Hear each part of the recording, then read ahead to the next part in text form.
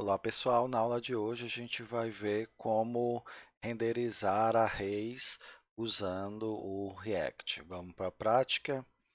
Então, vou criar primeiro um componente aqui, vou chamar esse componente de lista alunos.js,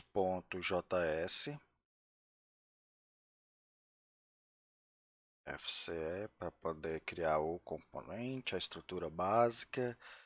Vou importar, import lista alunos from ponto barra lista alunos e vou aqui embaixo colocar o meu componente que vai ser uma lista de alunos. Então aqui, o que é que a gente vai fazer? Vamos ter uma variável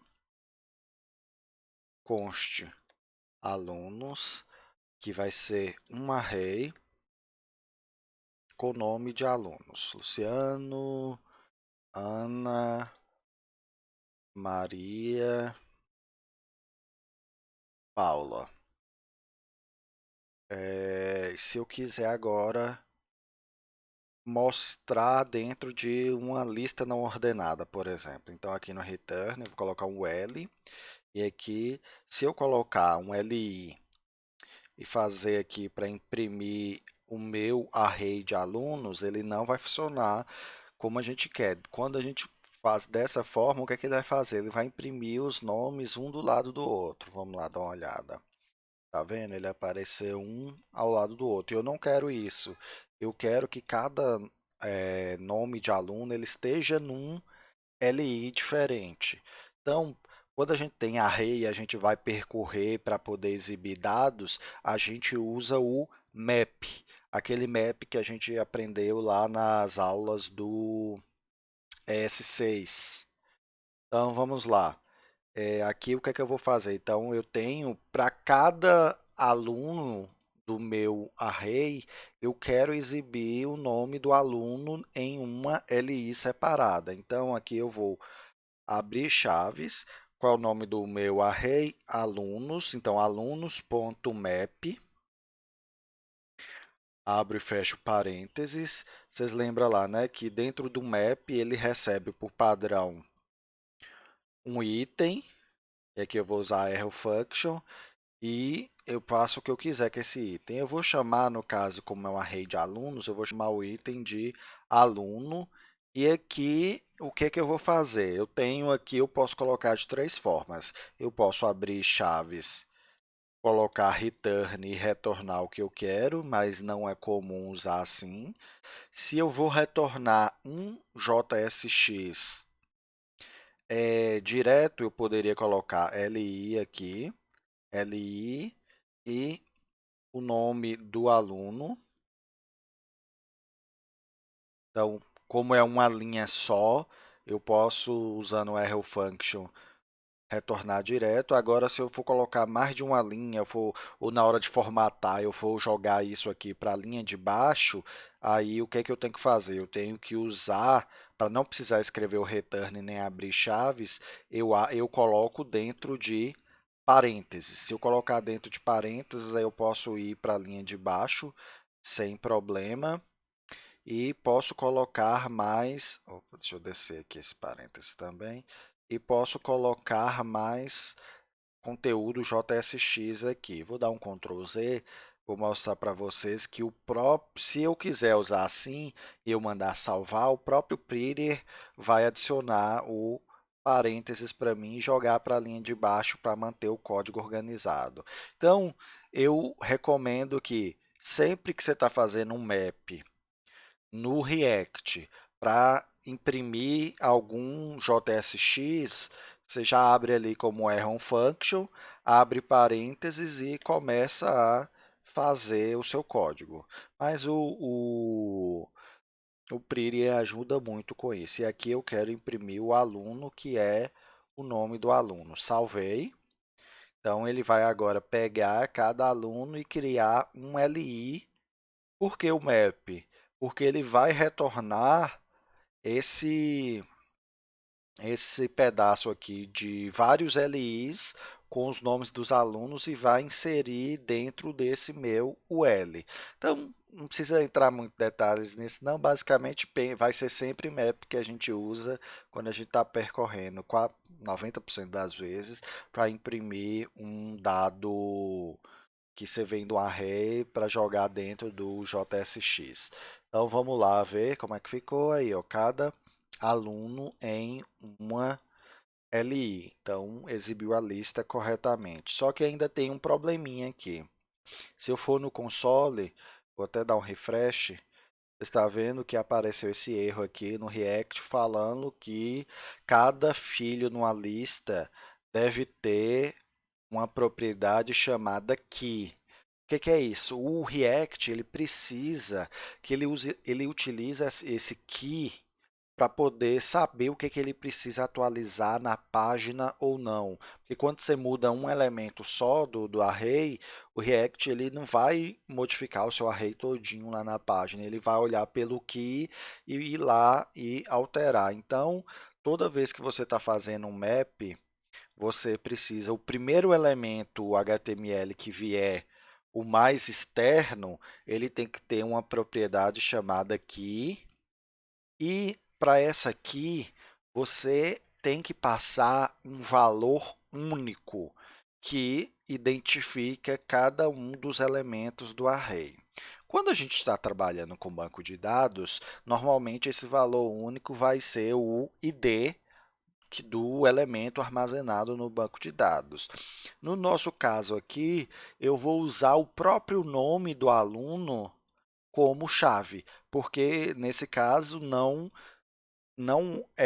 cada aluno tem um nome que é diferente. Então, eu tenho a garantia de que cada aluno tem um nome tem diferente, então eu posso usar o próprio nome do aluno, que é o meu aluno mesmo. Em último caso, se você não tiver consegue garantir que os nomes aqui vão ser únicos, você pode utilizar o índice do array. Então, lembra que o map ele também vem o índice. Eu poderia pegar o índice aqui e passar o índice aqui. Só que na documentação do React, ele afirma que só use o índice do array se não tiver nenhuma outra informação, porque isso pode causar problemas de performance. Então, fiquem atentos a isso. Só use o índice se não tiver nenhuma outra forma de identificar unicamente cada elemento que você quer exibir no map. No nosso caso aqui, eu tenho garantia que os nomes não se repetem, então vou usar o próprio nome, aí não tem nenhum problema de performance. Correto? Então, coloquei, salvei, vou voltar lá, vou limpar aqui o console, vou até dar um refresh e vocês vão ver que não apareceu novamente lá aquele problema do key. Então, é obrigado a ter um key, correto? Isso é um erro que programadores iniciais do React sempre esquecem. Por isso que eles colocam lá aquela mensagenzinha de erro para poder lembrar que tem que ter o key, porque é muito importante para a forma como o React trabalha por debaixo dos panos.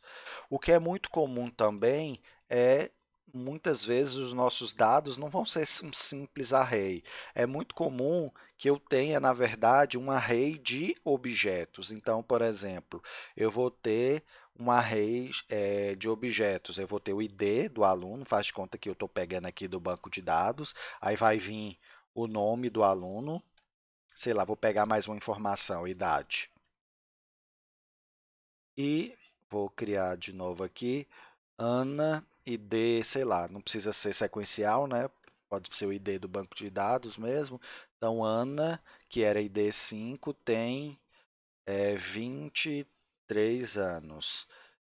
O ID 7 lá do banco de dados é a Maria, ela tem 21 anos.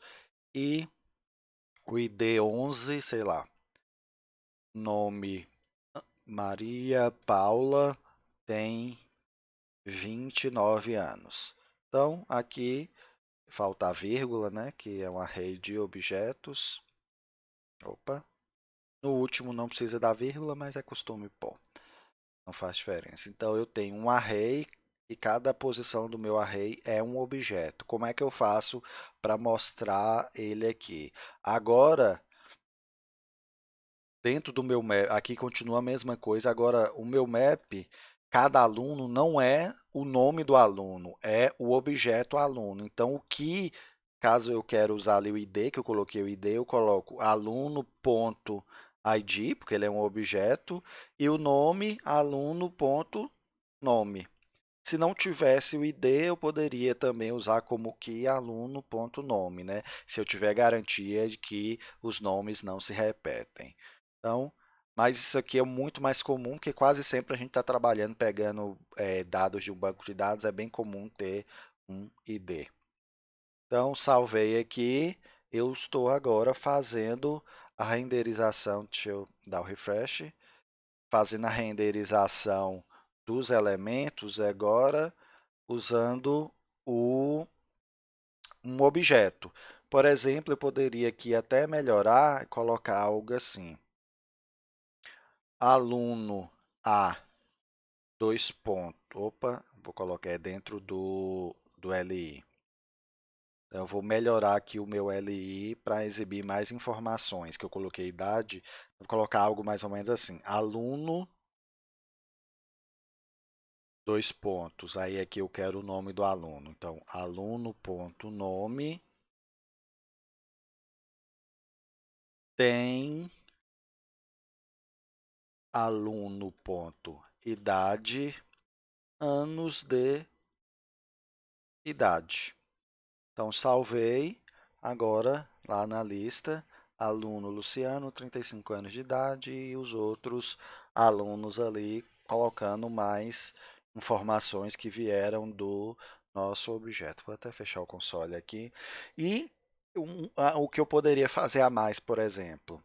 Eu poderia, se eu quisesse, filtrar esses dados antes de exibir. Por exemplo, eu poderia colocar aqui alunos.filter.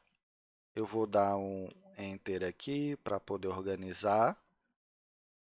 Eu quero mostrar nessa lista só os alunos que tiverem mais de 25 anos. Então, filter, vocês lembram lá na aula de filter?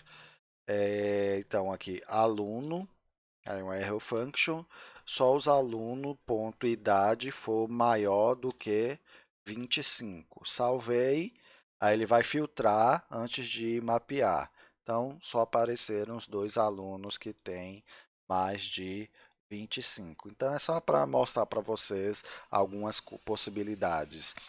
Isso aqui, ele é um objeto, né? Se eu quiser, eu posso desestruturar. Então, em vez de pegar o aluno todo, se eu achar melhor, eu posso desestruturar, abrir chaves, pegar só a idade, e aqui não vai ser mais aluno.idade, vai ser idade. Funciona também da mesma forma a desestruturação que a gente já aprendeu. Se eu quiser, eu posso desestruturar aqui também, pegar só o nome e a idade em vez de pegar só o aluno. Nesses casos, quando é objeto, eu prefiro pegar o objeto inteiro e colocar separado, mas é questão de gosto, funciona da mesma forma, os dois estão corretos da mesma forma.